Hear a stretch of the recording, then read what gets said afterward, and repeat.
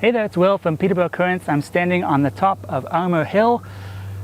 Not too long ago, one of our readers wrote to us with a question. They said that they were really interested in learning more about the way that the City of Peterborough's municipal boundaries have expanded over the years. This is something I'm really interested in too, so I wanted to answer the question, and I thought the best way to do that would be to make this video.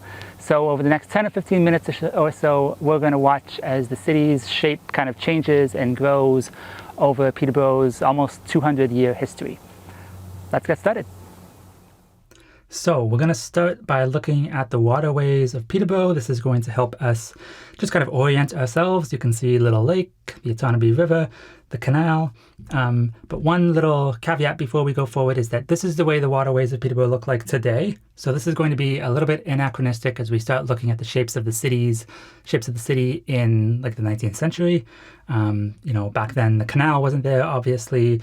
The creeks of Peterborough have been reshaped and diverted in various ways.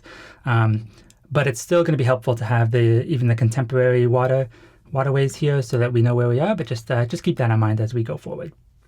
Another thing to note before we go forward any further is, even though this wasn't the way the waterways looked like in the 1820s and earlier, these waters were here before Europeans started colonizing the area. The land was here before European colonization started, and the Mijisagic people were here before colonization, taking care of this land, calling it their home. I think it's important to remember that as we move forward with this video. We're about to see a lot of lines get drawn on maps, and there's something about the way maps represent information that makes it feel innocuous, and in this case it's anything but. All of these lines on maps are expressions of power. They're expressions of colonial power, the power to decide who gets access to what land and who can do what on it.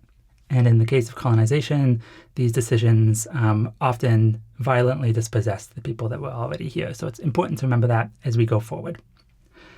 So let's take a look at the very first boundaries of the town of Peterborough. Here they are. This is the original town plot. The northern boundary is Park Hill Road, though it wasn't called that at the time. It was called Smith Street. The western boundary is Park Street. The eastern boundary is the river, obviously, and the southern boundary is Townsend Street. So now you know why Townsend Street is called Townsend Street. Town's End. In the 1820s, it was literally the end of town. Peterborough was incorporated as a town officially in 1850, and by the time that happened, it had expanded south to Lansdowne Street. So here is the shape of the city in 1850 when Peterborough was incorporated as a town. In the same way that the waterways helped us to orient ourselves, the streets of Peterborough are going to do that too, so I'm going to bring them in now. Here they are. And I make the same comments about the roads as I did about the waterways. This is the way the roads look like today, not necessarily in the 19th century, but it's still going to be helpful to have them here so that we know where we are.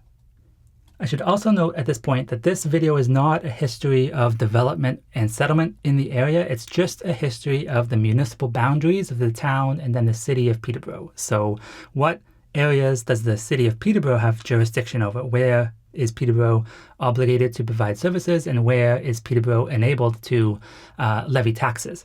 It's not a history of where people were settling. For example, at this time already, in the middle of the 19th century, there was already settlement on the other side of the river, the village of Ashburnham, but that wasn't part of Peterborough yet, so that's why it's not showing up on the map. Similarly, there is some settlement along Sherbrooke Street west of Park, some commercial and residential developments there. This was a good place to develop in the middle of the 19th century because Sherbrooke Street was one of, if not the most important thoroughfares into and out of the town of Peterborough. So in 1872, Peterborough expands west to Monaghan Road, as well as a little bit north of Park Hill in the George and Water areas. The local historian Elwood Jones told me that one of the reasons for this expansion was that there were some industries west of Park Street that wanted access to town services. So that's one of the reasons why the town expanded in this way. This expansion also enabled some residential development between Park Street and Monaghan Road. Before this expansion in the 1870s, this was just a bunch of big park lots. That's why it's called Park Street. But starting now, those lots are brought within municipal boundaries, and as a result, the value of the land goes up. They start to get subdivided and developed into the neighborhood that we now call the Avenues, Peterborough's very first subdivision. Around this time in the late 19th century, Jackson Park had already developed into a beautiful recreational park for the people of Peterborough, but it wasn't actually a part of the city proper. That changed in 1900 when the City of Peterborough annexed that piece of land, bringing Jackson Park within municipal boundaries. I also noticed while I was reading for this video the heritage designation brief for 91 Langdon Street, a little property on the north of the map as you see it now, that 1900 is when that property was annexed, which is why you just saw a little piece of the map expand towards the north as well. I mentioned the village of Ashburnham. Peterborough annexes Ashburnham in 1904. By this time, it has grown enough to be considered a city, not a town, and it's incorporated as a city in 1905. So here are the city boundaries in 1905, including what used to be the village of Ashburnham. What follows from here is a period of relatively stable boundaries for a couple of decades. There's a couple of additions here and there. For example, by 1928, a couple of pieces of land west of Monaghan Road and a small one north of Park Hill has been added. But the town stays relatively the same shape until the middle of the 20th century, which is when you start to see a period of really significant growth and when the city of Peterborough starts to resemble what we recognize today as the shape of Peterborough. So the post-war periods are the period of the biggest growth for Peterborough. It starts with this expansion here. This is what the city of Peterborough looks like in 1945. Interesting to note that it's only then that Little Lake Cemetery becomes a part of the city. This growth continues. Here is the city of Peterborough as of 1960. The city is starting to approach Highway 115 to the south for the first time, so I'm going to bring that in so that we can use that as a reference point. City continues to grow. Here it is in 1963. This is probably the biggest single expansion of the city in its history, all the way west to Brayley Drive and then south of the 115 for the first time. Now is a good time to share a little bit about where this information is coming from. It's all coming from the city website. They have released sort of GIS data of the historical municipal boundaries of the city, so I'm using that to make these maps. There's a couple of places here and there where I have made little corrections, either to make a correction or just to provide a little bit more context, but for the most part, all of this information is coming from the city's website. So according to that website, this is the way the city looks like in 1963. Trent University gets founded in 1964, and by 1966, it's part of the city proper. I don't know exactly when that happened, but by 1966, certainly the university is within municipal boundaries. The next expansion is also related to a post-secondary institution. Fleming College gets founded in 1967. By 1970, the land that it sits on is within municipal boundaries. The city continues to grow a little bit here and there over the next decade or so. Here it is in 1975. Likewise, another little piece of land added in 1989. So this is the shape of the city headed into the 90s. It really resembles what we know today as the city. But starting in 1992, the city starts negotiating with neighboring townships on an annexation deal. The province steps in as a mediator to help kind of figure out the terms of this deal, and it's agreed to by the mid-90s with a plan for implementation in two phases, one in 1998 and one in 2008.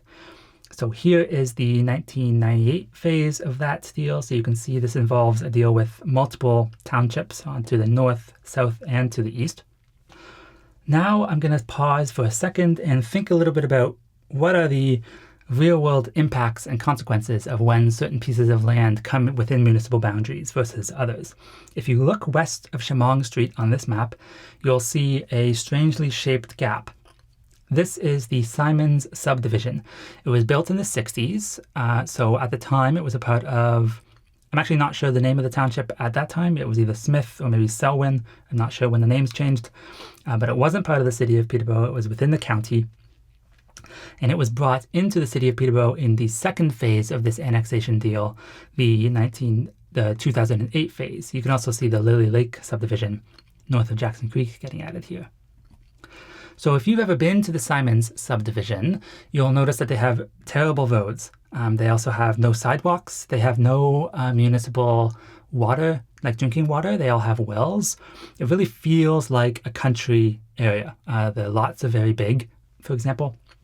And this is all because when it was built as part of the county. So it was built to the standards of the county, built to look like the rest of the county of Peterborough, kind of a rural area.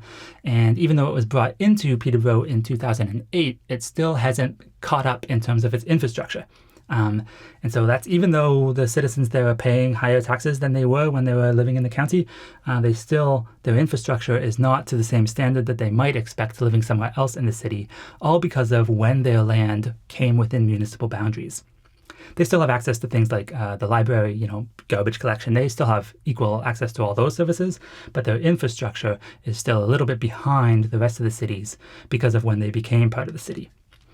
Similarly, there's a section of Sherbrooke Street towards the west near Brayley Drive that has no sidewalks. Peterborough Currents wrote a story about this last year. This is kind of for the same reason. When the road was built, it was built as a county road. It really feels like a rural road. Then the city expanded to include it, and it still feels like that county road today. It hasn't been upgraded to the standard of the city of Peterborough. So there are real consequences to when a piece of land becomes within the city boundaries or not, which is interesting to think about. So those are the two phases of the annexation deal. Peterborough kept negotiating with the township to the south after that and added this a little bit in 2013. And this is the shape of the city today. So I'm going to bring the roads in now, or the rest of the roads, I should say, so that we can see them. When I look at the roads, in the context of everything we've just watched, you can see some really cool patterns. If you look in the downtown core, you can see all of the roads laid out in this really strict grid pattern. It's really dense. Whereas if you look to the edges of town, which developed later, you can see the roads are differently shaped. They're all curvy, and there's less intersections or less like connections. In the downtown, every intersection is like a node that can then give you access to all the other ones. In the subdivision, some of them really only have one exit and one entry. So it's different design standards, different philosophies of how to lay out neighborhoods. And all the curvy streets, the subdivisions, are when, you'll remember, the city really grew in the middle of the 20th century. That's when that happened. A few months ago, the city of Peterborough put on an event looking at the relative cost of servicing different neighborhoods in the city and showed that it's way cheaper to provide municipal services to the downtown, to these densely compact grid systems, than it is to the subdivisions. So there's also like financial impacts here. The city grew in a way in the 20th century that is much more expensive to maintain today. And so that's another impact of just historical growth patterns, how the city has grown and how different sort of design philosophies are impacting us today. Okay, so this is the shape of the city today, but there's one more thing that I want to show you, which is the 2018 annexation that almost happened, but then didn't. So for a long time, the city has been negotiating with Cavan Monaghan Township on a big annexation deal that would see the city grow substantially to the west. In 2016, Cavan and Peterborough signed a memorandum of understanding that laid out the terms of this deal, so what land would be included, how much money the city of Peterborough would pay to Cavan Monaghan in return for the land, and sort of like the schedule for that. In 2018, that deal came to City Council, and City Council decided at the last minute, basically, to change the terms of the payment schedule. They said, we'll still pay you the same amount of money, but we would like to pay more money later and less sooner. So we want to be able to develop some of this land first, start generating property taxes, and then pay you for it. Cavan Monaghan Township said, no, we'd like to stick with the payment schedule that was laid out in the MOU that we've already agreed to. And the deal fell apart as a result, and it never happened. But it's fun to look at what would have happened. I'm going to have to change the scale of the map here, so now we're zoomed out a little bit. And here is the annexation that was negotiated but never actually finalized and never actually happened. It would have included the airport, which would have solved a lot of problems that city councillors are dealing with today if this had gone through, but it didn't go through. So this is the shape of the city as we know it today. So that's all. We've just been through 200 years of municipal boundary history. I hope you enjoyed watching this. I had a lot of fun making it. I learned a lot. And I hope the person that asked the question that's kicked off this video to begin with enjoyed it. If you have a question about the City of Peterborough, get in touch with us. Maybe we can answer it. Thanks so much for watching.